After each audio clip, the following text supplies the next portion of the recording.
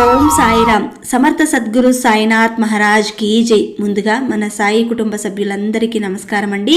మన సాయి భక్తులందరూ ఎక్కడున్నా సంతోషంగా ఆరోగ్యంగా బాగుండాలని మనస్ఫూర్తిగా కోరుకుంటూ ఇక ఈరోజు వీడియో మొదలు పెడుతున్నాను. ఇక ఈరోజు వీడియోలో బాబాగారు ఏం చెప్పబోతున్నారంటే, తల్లి, ఒక చిన్న తప్పు వల్ల ఎంతటి శిక్ష అసలు తెలుసా నీకు? క్షణం ఆలస్యం చేయకుండా నీ సాయి చెప్పేది విను, నీ మంచి కోసమే చెబుతున్నా బిడ్డ అని బాబాగారు ఒక చక్కటి సందేశాన్ని ఈరోజు మనకు తెలియపరుస్తున్నారండి. మానవులు తప్పు చేయడం సహజం అన్న ఊత పదం మన పెద్దల నోట ప్రతి ఒక్కరూ అనడం వింటూ ఉన్నాము. కానీ మానవులు తప్పులు చేయడం సహజమే కావచ్చు. ఆ తప్పులకు మాత్రం అనుభవించే శిక్షలు తెలుసుకుంటే జీవితంలో ఎలాంటి తప్పులకు చోటు ఇవ్వము. అది చిన్న తప్పైనా సరే, పెద్ద తప్పైనా సరే, శిక్ష మాత్రం ఒక్కటే. బాబాగారు ఈరోజు ఒక చిన్న కథ ఆధారంగా తప్పు చేస్తే ఎలాంటి శిక్ష పడుతుందో, దాని ఫలితం ఎలా ఉంటుందో ఒక చిన్న కథ ద్వారా మనకు తెలియజేస్తున్నారండి. మరి ఆ కథ ఏందో ఇప్పుడు విందాం. ఒకరోజు ఒక గొప్ప మహారాజు తన మంత్రిని తీసుకుని నగరంలో పర్యటించడానికి బయలుదేరుతారు. అలా తిరుగుతూ అలసిపోయి ఒక చెట్టు క్రింద కూర్చుంటారు.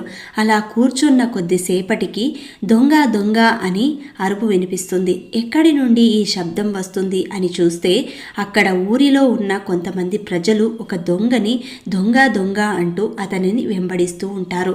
అది గమనించిన మహామంత్రి ముందు పరిగెడుతున్న వ్యక్తిని దొంగగా భావించి అతనిని పట్టుకుంటాడు.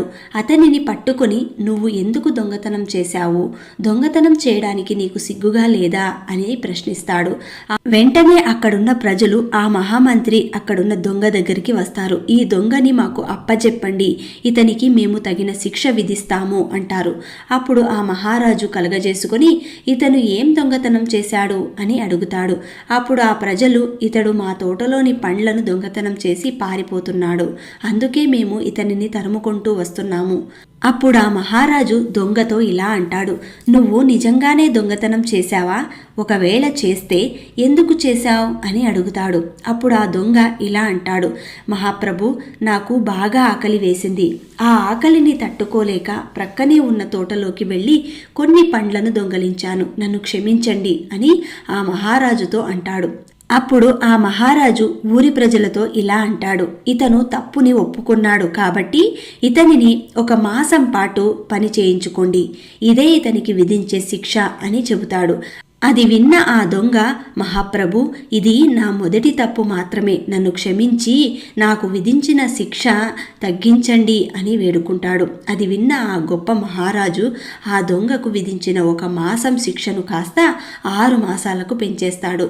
ఆ తరువాత ఆ ప్రజలు ఆ దొంగని తీసుకుని అక్కడి నుండి వెళ్ళిపోతారు. ఇదంతా అక్కడే ఉండి గమనిస్తున్న ఆ మహామంత్రి ఆ మహారాజుతో ఇలా అడుగుతాడు, మహారాజా, ఆ దొంగ చెప్పిన విధంగా చూస్తే అతనికి ఇది మొదటి దొంగతనం. పైగా అతను క్షమించమని కూడా వేడుకున్నాడు.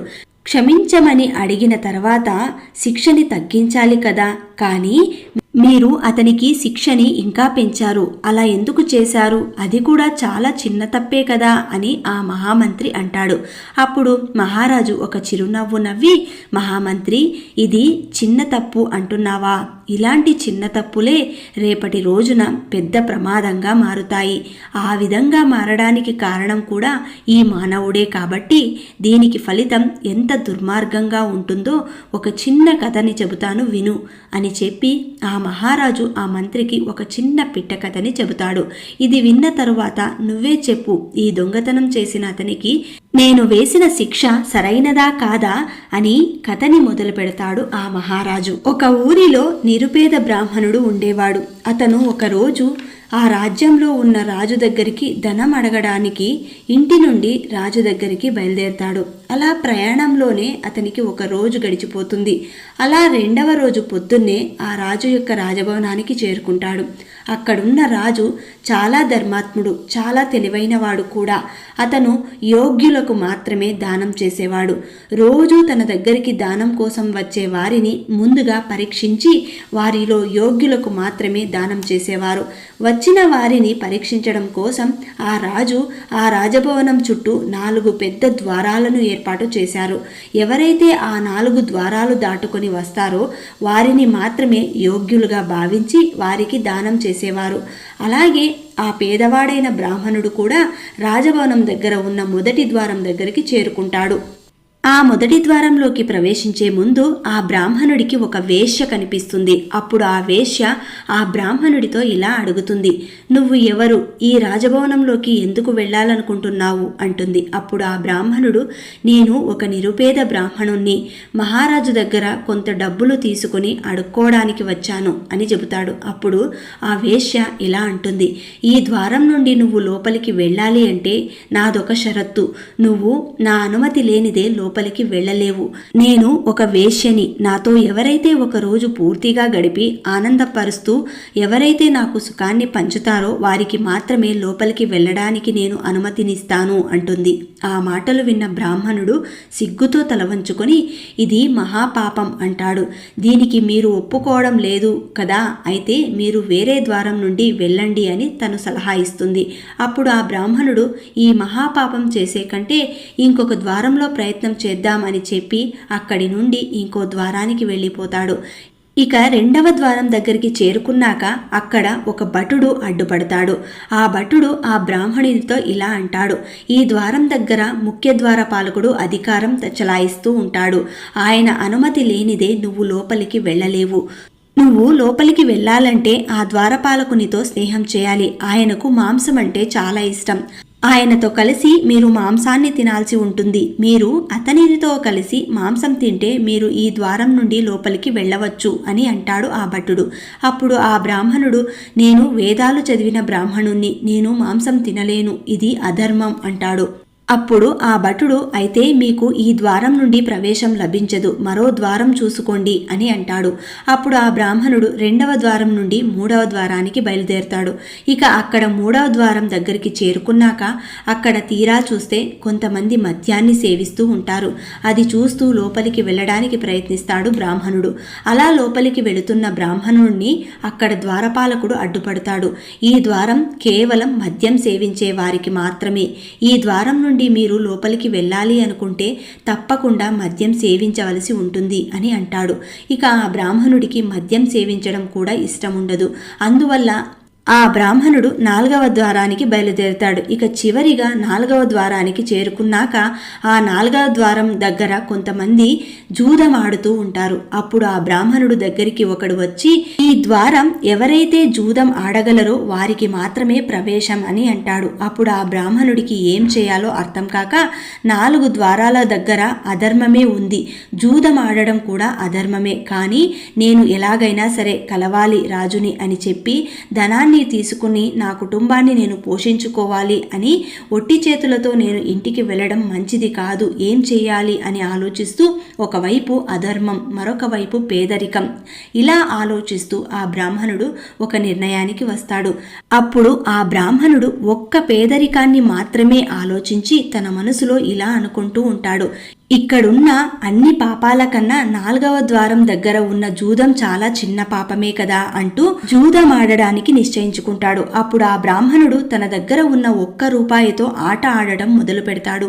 ఆ బ్రాహ్మణుడికి అదృష్టం బాగుండటం వల్ల 1 రూపాయి నుండి 2 రూపాయలు, 2 రూపాయల నుంచి 4 రూపాయలు, ఇలా చాలా ధనాన్ని గెలుస్తూనే ఉంటాడు. అలా ఆటలోనే మునిగి తను రాజును కలవడానికి వచ్చిన విషయాన్ని మర్చిపోతాడు. ఆ బ్రాహ్మణుడు అంతలా ఆటలో మునిగిపోతాడు. అలా రాత్రి వరకు 1000 రూపాయలను గెలుచుకుంటాడు. ఆ బ్రాహ్మణుడు ఆ రాత్రి ఆట ముగియగానే గెలిచిన ధనాన్ని తీసుకుని ఆ ద్వారం నుండి బయటికి వచ్చేస్తాడు.